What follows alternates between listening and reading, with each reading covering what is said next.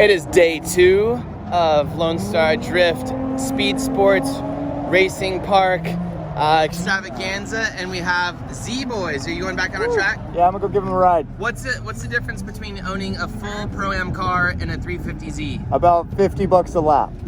Really? Yeah. What did you drive more this weekend? I haven't even driven the 14. Oh, why not? You brought it though. Yeah, I brought it, but I've been having so much fun in the Z, and I've done so many unbelievably fun laps that... So this thing's not boring? Everybody says they're boring. It is more boring than my 14, no lie, but the amount of seat time and the amount of fun you can get, like me and Max's car match so perfect that makes it fun. Yeah. Max has the better engine. You have the shitty engine. I have the better suspension. He's got the better engine, but we had the same coilovers, same size tires, same angle. What would you rather have, the better engine or the better car? I like the better car because I'm more confident. What about you? I like the better engine because I can cheat my way out of bad driving. Ooh. Well, all right. Are you having fun? Yeah. How's the car doing? It's good. Oh, wait. Has anything broken this weekend? Nothing's broken. It just gets a little hot after a couple laps, and it cools right back down. How many laps have you gone? 100. How many, like... I've only used 3 scrub Kindas. Okay, so you really think you got 100 laps? Absolutely. I'm on 100, and those were brand new when I put them on. So you're having a good time? It's pretty cheap to run this car? Great time. Show me the car super fast. I mean, interior is stripped out. It's just harness bar harnesses, NRG seat, and really it's BCDS coilovers, ISR arms, GK Tech angle kit, and then... Gold wheels? Why gold wheels? It looks good with the green. It does look cool. I think I'll do white wheels next year, though. But HR motor? I wanted to go a little gangster with it. Is there... Oh my God, I just threw up in my mouth. Why? Because it's a Z? No, just like, whatever. Is the engine stock? Intakes and header and exhaust. So basically stock. Yeah. Are you gonna do anything to it? No. No? Fuck Leave no. it? And how many events have you taken this thing to? This is probably my 4th event. And is this car boring, do you think? Or do you think, because you've had multiple drift cars. Yeah, like the E36 was fun to drive. This car, driving it by yourself, I'd say it's boring. The fun aspect is it being so easy to drive in tandem, especially when you're a semi-new driver like me. Yeah. You get in the action a lot easier than having a car that you gotta change shit and work on. How much did you have to work on it this weekend compared to driving on track? Oh my God, I'm dying. I use my I jack. have the Corona. You got the Rona? I'm gonna get 6 feet back then. That's not gonna help you. Yeah, I pulled the jack out because I didn't even put my tires on before the event. Yeah. Got my tires changed, pulled the jack out, put them on, and I literally haven't touched it. Wow.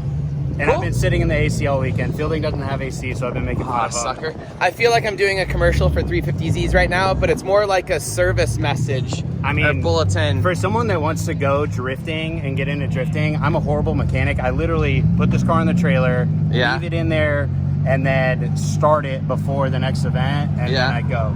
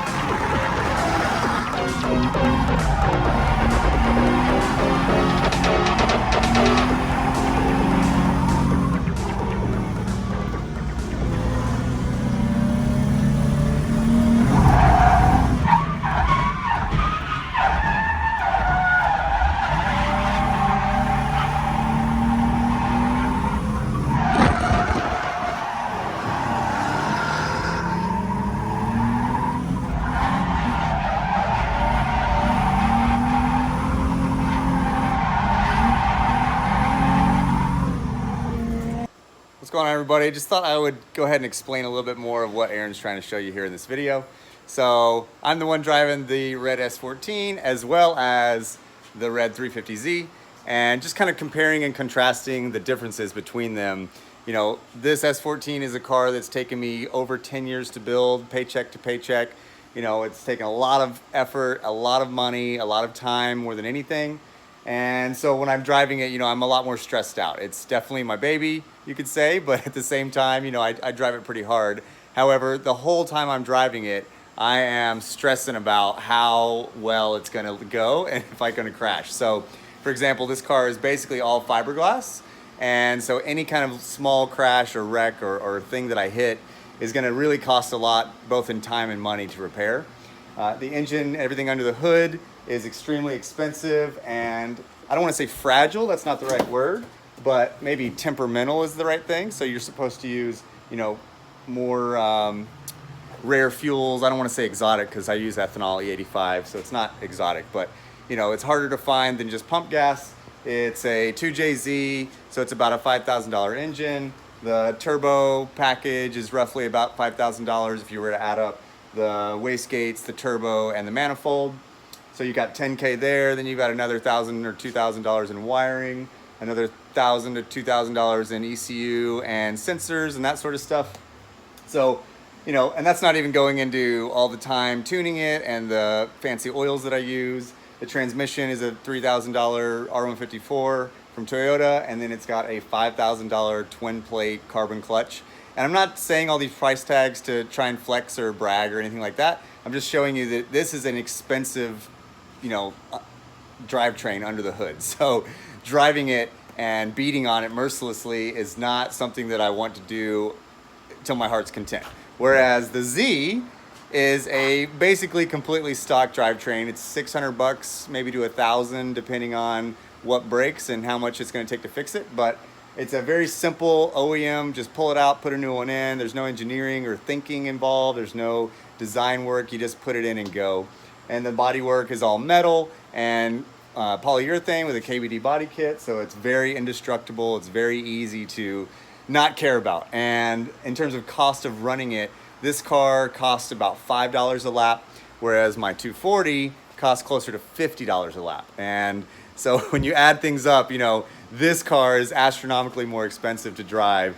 So I don't get to drive it as much or as hard or as often as like the Z. So hopefully that clarifies a few things for you guys. Hopefully that makes it, you know, a little more sense when you see me build something like this. It's not because I don't like my 240. I love my 240. And driving this is such a visceral experience that it's unlike anything else. However, the, you know, amount of fun in this may be extremely high, but it's for a short duration. Whereas the Z may not be as extreme fun or as high of level of fun, but it's for a much longer duration. So I get to enjoy myself driving it for a lot longer. It also is a lot less stressful, and that's a big one. You know, when I'm driving the 240, part of me is stressed out the whole time because I know something is about to break at one point or another. It's just bound to happen. Whereas the Z is pretty much indestructible unless I make a huge mistake or if something dumb goes wrong. It's a minor problem and a, you know, usually a simple fix. And they're just, you know, a lot more comfortable to drive. This car has AC. This car has turbo noises. This car has metal. This car has factory bash bars. This car has fiberglass everywhere, and nothing is stock left. You know, so there's quite a few comparisons to make. But overall, it's just a really fun car to drive, and I'm certainly enjoying myself in the Z when I'm not driving the 240. All right, some closing thoughts, and let's round out this video. As you watch this, you're gonna notice the cars actually aren't that much different in speed. Some of the reasons is it's the same driver. Both of the cars are running 265 KR20 Kendas. I think the bottom one might be on 285s, but I think it's on 265s. The track is very small and doesn't have a lot of time on throttle, and the driver is being probably a tad bit conservative. But the biggest differences in why the 350Z is slower here as you watch is because he's e-braking sometimes and he's driving with less throttle commitment, so less time on throttle letting the car accelerate and more time letting the car coast. Just kind of interesting, the differences between the cars and the driving style and everything. On a larger track, the S14 would be much faster, These smaller tracks are equalizers, and the big horsepower cars at lower speeds are traction limited, so they really can't get enough traction to rocket away from the slower cars. So it's kind of an equalizer on this kind of stuff, but it's really fun to watch, because I would really think that the S14 being twice the horsepower and a good bit lighter than the Z would have a huge advantage, but it doesn't really look like it. Thanks everybody, bye.